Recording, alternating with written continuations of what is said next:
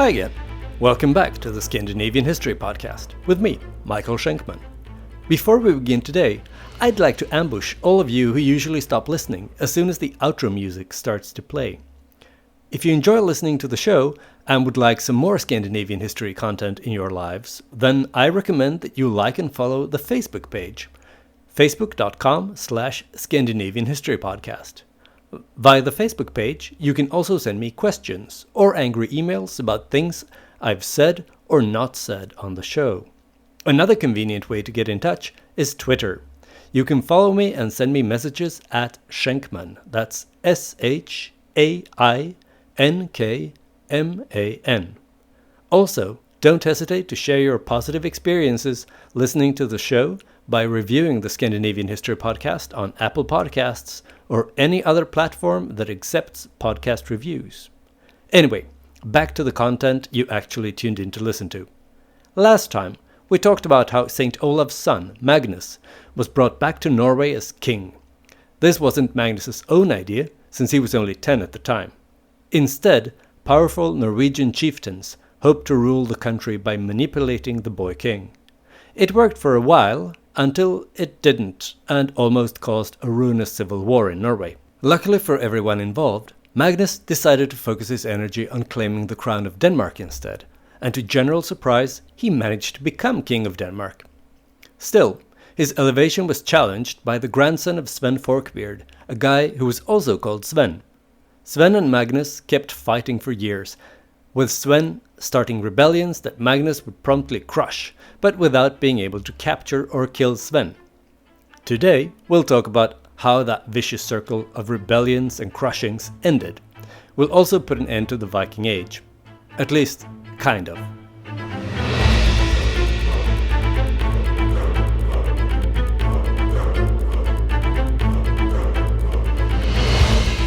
Episode 30, The Harsh Ruler. Last time, we left Magnus the Good at the height of power, ruling both Norway and Denmark. But his rule over Denmark would actually not last all that long, only for a few years. You might think that the Danes finally managed to rid themselves of this foreign king and elevated one of their own as king of Denmark. If you do think that, then I'm afraid you're wrong.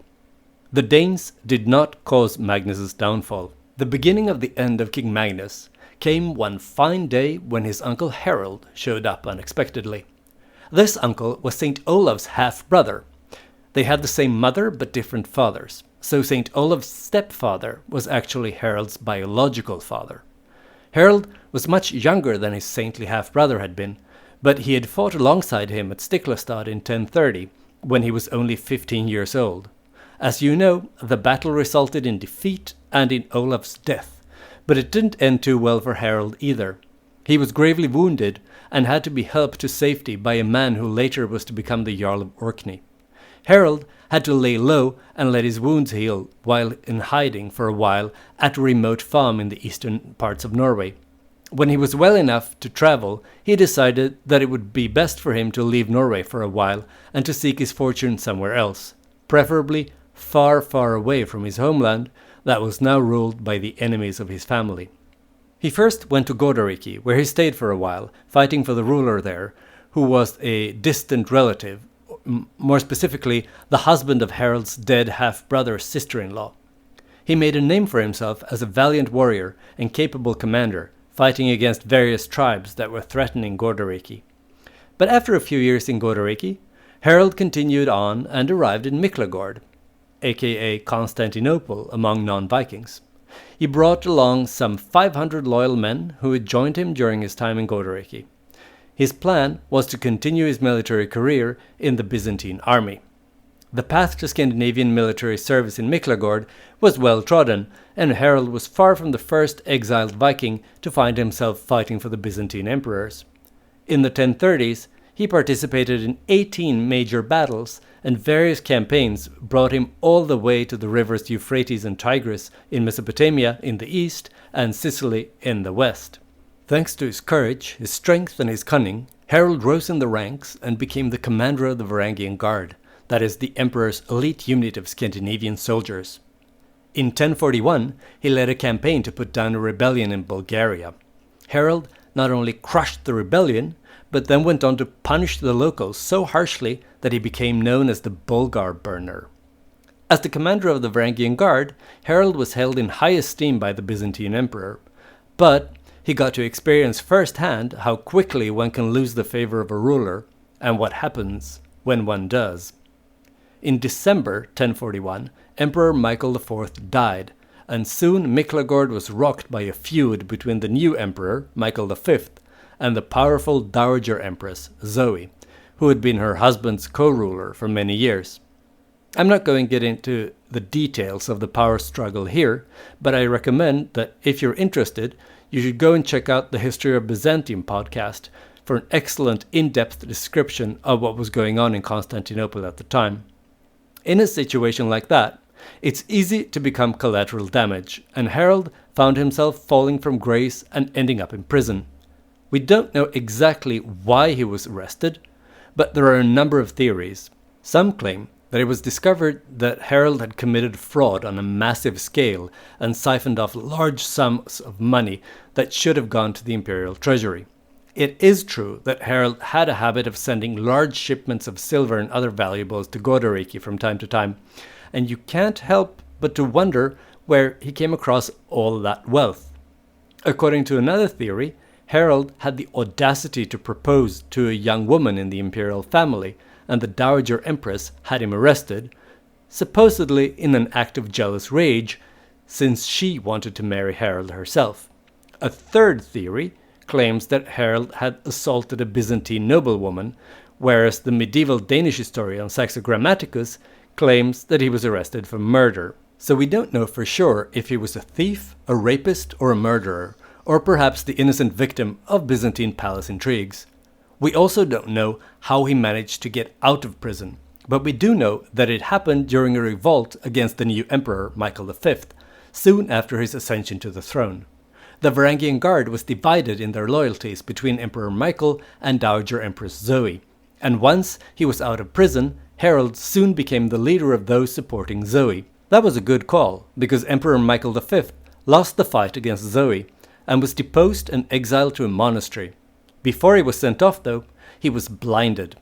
The sagas claim that it was none other than Harald himself who cut out the eyes of the unfortunate ex-emperor, but we don't know for sure. But it does seem on brand for Harald to do something like that. After Michael V had been dispatched and Zoe was back in charge, Harald decided that he had had enough of Miklagard, so he requested leave to be allowed to return home to Norway after 15 years abroad. But the Empress Zoe refused his request, and Harald had to escape the city in secret. He and his retinue of loyal men set out in 2 ships, but only one of them managed to sneak away. Luckily, Harald was on the ship that did make it, and he eventually reached Godariki. There, not only did he collect all the riches he had sent from Miklagard over the years, but he also married a local princess called Elizabeth. Of course, no one in Scandinavia was able or willing to pronounce such a weird exotic name, so in Scandinavian sources she was known as Elisiv. She was the daughter of the ruler of Godariki and the niece of the king of Sweden. In addition, her siblings married the kings of France and of Hungary and the Byzantine Emperor Constantine IX. It's hard to think of a bride who would have been better connected to the various courts of Europe, and Elisiv's connections would serve Harald well in the future.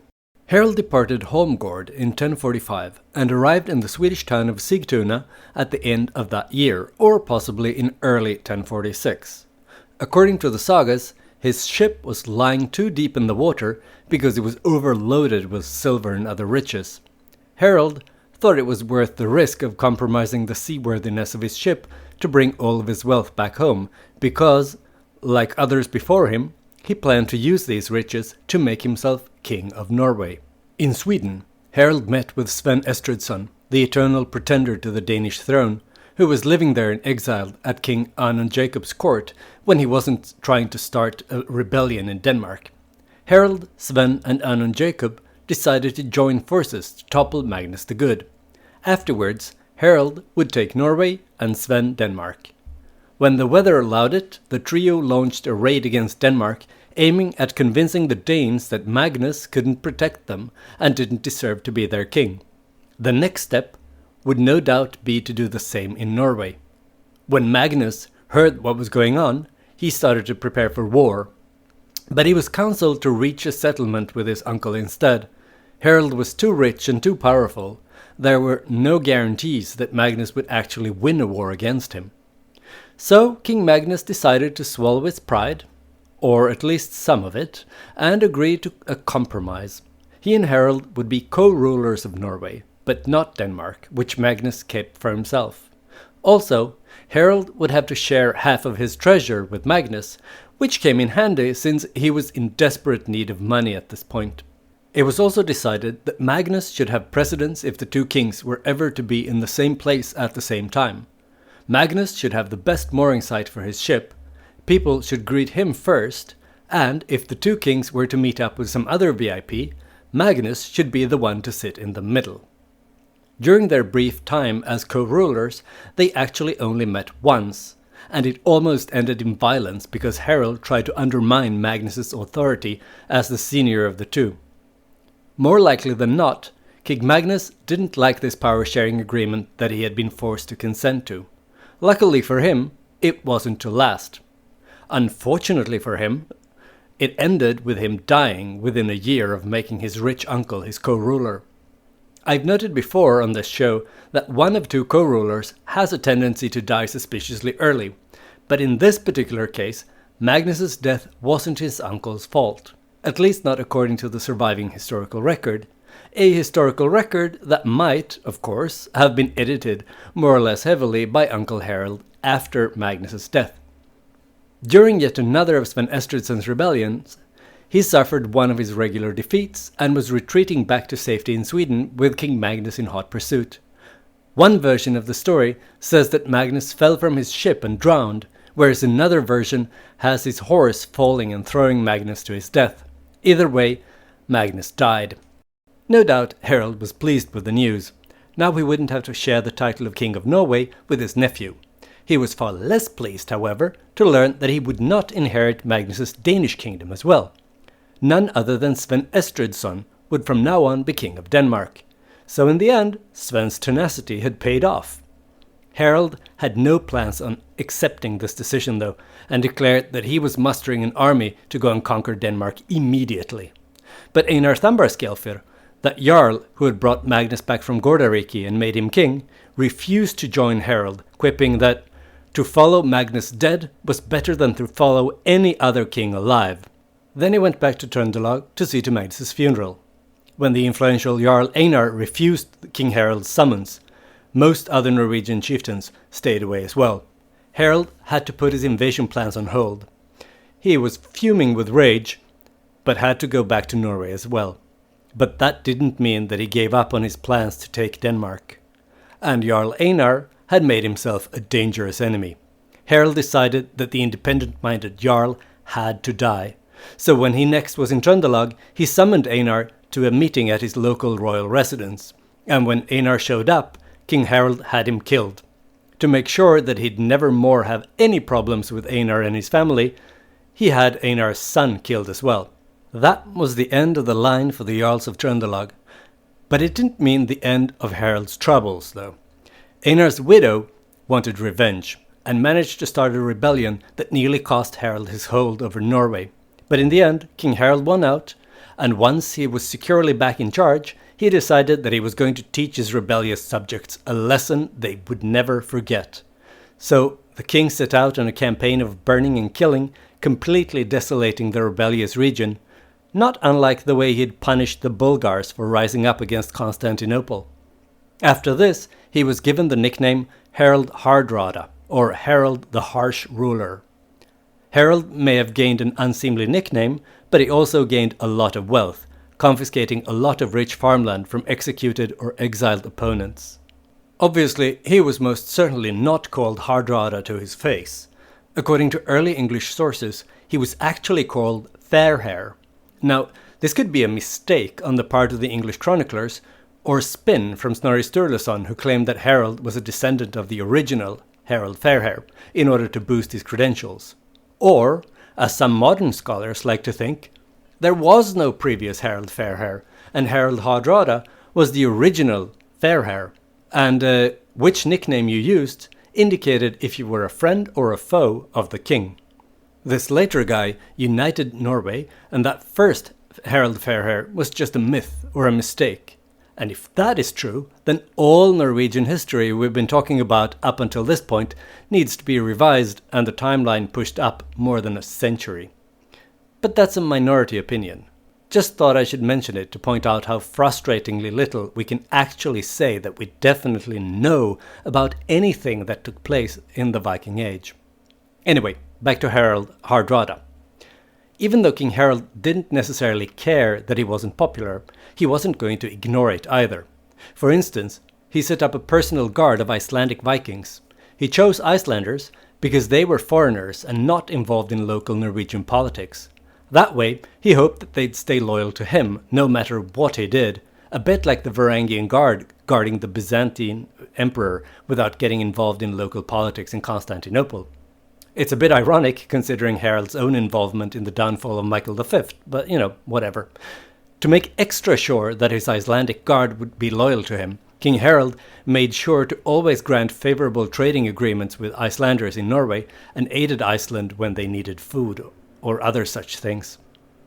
Once the rebellion in Norway had been put down and rebels thoroughly punished, King Harald could get back to trying to become King of Denmark. For almost 20 years, he kept sending raiding party after raiding party to Denmark to harass and plunder.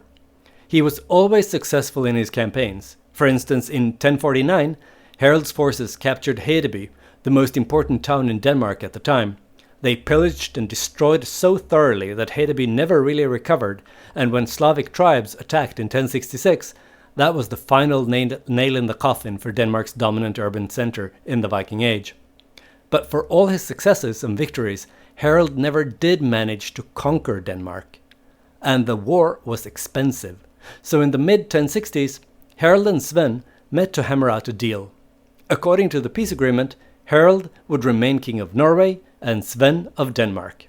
The borders would not be adjusted in either direction, and no one would have to pay compensation or tribute to anyone else.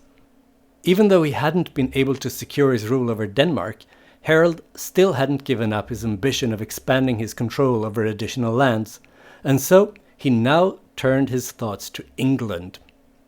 Before he died, Magnus the Good had also wanted to become King of England. Technically, Hardaknut had been the King of England too when he and Magnus made their deal. Hardaknut even died in England, remember? So Magnus had decided that he was the rightful heir to the English crown as well. And he had aimed at reuniting the Viking Empire of Sven Forkbeard and Knut the Great, but ruled by Norway this time. Nothing had come of Magnus's plans, since he went ahead and died and all that. But now Harald Hardrada was starting to think that since he was Magnus's rightful heir, and Magnus was the rightful heir of Hardaknut, then Harald should really be the King of England. But England hadn't been left leaderless all this time since Hardaknut died. The English had gotten around to find themselves a new king, and he wasn't particularly keen on stepping down or to recognize the King of Norway as his superior just because some silly deal that Magnus had once made with Hardaknut. What made Harald Hardrada take an interest in England at this particular point in time wasn't merely the fact that seemingly endless war with Sven Estridsson in Denmark had ended, but also, and perhaps primarily, the fact that the King of England, a certain Edward the Confessor, Hardaknut's half-brother through his mother, Emma of Normandy, had just died. He had ruled England ever since Hardaknut's sudden death at that feast back in 1042, and so he had been king for almost a quarter of a century. But now, in January 1066, Edward was dead and the English throne was once again up for grabs, since the dead king never had any children. In other words, it was a good time to remind everyone that the English crown really should be Harald Hardrada's, at least in Harald's own humble opinion. Edward the Confessor had never outlined who he wanted to succeed him as King of England. He slipped into a coma in late 1065 and only regained consciousness for a brief moment before he eventually died on January 5th, 1066. But even though the moment was brief, he managed to point to his brother-in-law, Harald Godwinson, and asking that he protect the kingdom. No further explanation was given, but Harald Godwinson himself took it to mean that he should now be king. The English nobility went ahead and elected him king and crowned him the very next day. We don't know for sure what the hurry was all about. Maybe Harald Godwinson just thought that it was convenient to get the coronation out of the way since all the noblemen was gathered anyway. Or perhaps he knew that he wasn't the only one with claims to the crown, and he wanted to establish facts on the ground. Either way, the fact that Harald Godwinson was elected and crowned didn't stop Harald Hardrada of Norway from pushing his own claim to the English crown. So already a few months later, Harald Hardrada started to gather a fleet in preparation for his invasion of England. All through the summer of 1066, his fleet grew at the meeting point in the Sognefjord on the Norwegian west coast. By the beginning of September, Harald Hardrada set out to sea with perhaps as many as 300 longships. With him on his ship was his well-connected wife Elisiv, his daughters, and his son Olav. Harald left another son, Magnus, in charge of Norway. One of the last things Harald did before departing was to open St. Olav's coffin and cut his nails and hair. By this time, Olav had been dead for 35 years, but according to Harald, his half-brother's perfectly preserved body still needed a manicure. After he was done, he locked the coffin again and threw the key in the river where it was lost forever. The coffin was never opened again. The Norwegian fleet sailed to England via the Norwegian possessions of Shetland and Orkney, where they picked up additional troops. Also the King of Scotland, Malcolm III, contributed some 2,000 soldiers to the Norwegian army. Harald and his fleet eventually reached England and started to plunder the east coast of Northumbria. At first, they met no organized resistance, but when they reached Scarborough, the locals there refused to surrender without a fight. They may have saved their pride, but not their town. Harald burnt Scarborough to the ground, and as soon as the news spread, all other Northumbrian towns surrendered as soon as the Norwegians approached. The invaders continued down the coast until they reached the River Humber. There, they turned inland, aiming for the old capital of Scandinavian-controlled Northumbria, Jorvik, or York, as the English called the town. They couldn't sail all the way to Jorvik, so they had to leave their ships in Rickhall, which they did on September 20th.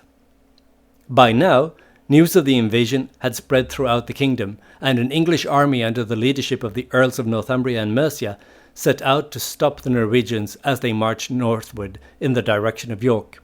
The two sides met some 3 kilometers outside of the city at Fulford. The battle there was an unmitigated disaster for the English, and now nothing stood between Harald Hardrada and the old Viking centre Jorvik. The city surrendered to Harald Hardrada on September 24th, and it was decided that Harald would enter the city the following day. In the meantime, the Norwegians retired to their camp at Rickhall, where their ships were.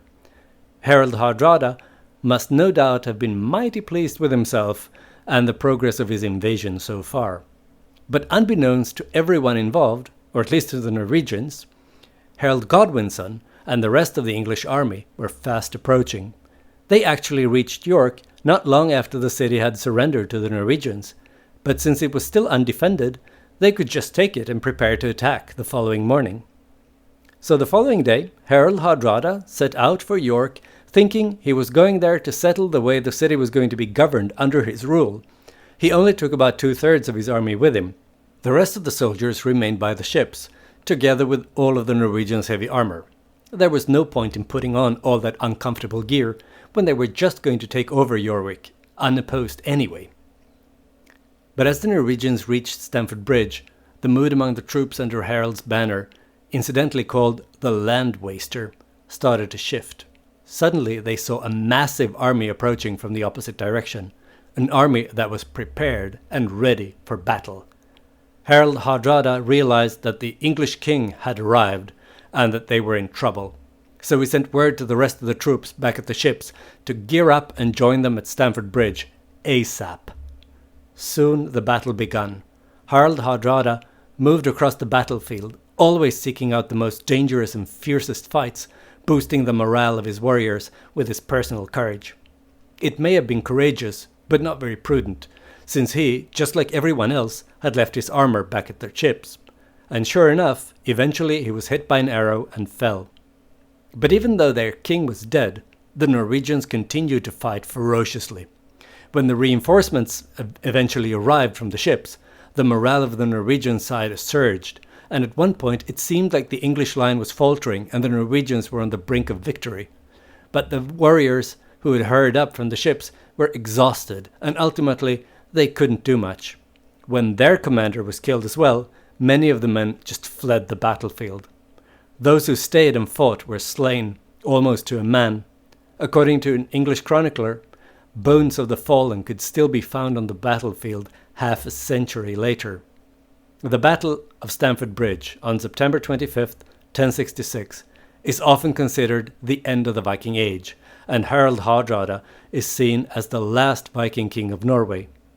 Almost his whole army was annihilated, and the surviving Norwegians who made it back to Norway could fit in less than 25 ships, a far cry from the almost 300 that had set out from the Sognefjord only a few weeks earlier. One of those who escaped back to Norway was Olav, Harald Hardrada's son, and he managed to bring his father's corpse with him as well. With his resounding triumph at Stamford Bridge, Harald Godwinson managed to free England from the threat of further Viking invasions for the rest of his reign. Unfortunately for King Harald Godwinson, that reign would come to an abrupt end only 19 days later. You see, while Harald Godwinson was busy dealing with a Viking invasion in Northumbria, the Duke of Normandy, William the Bastard, later known by the somewhat more flattering nickname William the Conqueror, crossed the English Channel and landed with his invasion army on the south coast of England. Just like Harald Hardrada, William considered himself the rightful heir to the throne of England, thanks to his familial connection to Emma of Normandy, the mother of Edward the Confessor. So Harald Godwinson and his men didn't get to enjoy their victory very long, or rest after their march through England and battle against the Vikings. Instead of recuperating, they had to turn around and march all the way back south again to repulse this new invader. But it turned out that this was too much for Godwinson and his army. They met William and his Normans at Hastings on October 14th, 1066. Even though the English fought bravely and caused the invaders heavy casualties, they were defeated in the end. Later historians have often pointed out that their fatigue after an exhausting few weeks was an important factor in the Normans winning the day at Hastings. I'm sure that the fact that Harald Godwinson was shot in the eye and died also played a part in the English defeat. It was all downhill from there for Anglo-Saxon England. In December, William had conquered the whole country and he was crowned King of England in London on Christmas Day 1066. And, as I've noted before on this show, the current British monarch is a descendant of William the Conqueror, who, in turn, was the descendant of Vikings who had settled on the southern shore of the English Channel with Rollo some 150 years before the conquest of England. So, in a roundabout way, the Scandinavians won anyway, even though Harald Hardrada lost and was killed at Stamford Bridge. Next time, we'll have a look at the political ramifications of Harald Hardrada's death back in Scandinavia. His sons established themselves as co-rulers for a while, until one of them, as per usual, died prematurely. The survivor had to deal with renewed attempts of a hostile takeover from the usual suspect, the King of Denmark. I hope you enjoyed this episode of the Scandinavian History Podcast. If you did, please spread the word at the office, at the gym, or anywhere else you hang out with people interested in Scandinavian history. Also, please consider leaving a favorable review and a constellation of 5 bright stars on Apple Podcasts or wherever you get your podcasts. This is an excellent way to attract new listeners and to put a smile on my face. Another good way to support the show and to dig a little deeper into Old Norse mythology is to go to Amazon or Kindle and purchase my book, Thor, Odin, Loki, and the Old Norse Myths. Of course, I also recommend checking out the Scandinavian History Podcast Facebook page. If you haven't already, then please go to facebook.com/Scandinavian History Podcast. In addition, you can also follow me and send me messages on Twitter at Schenkman, SHAINKMAN. I look forward to hearing from you.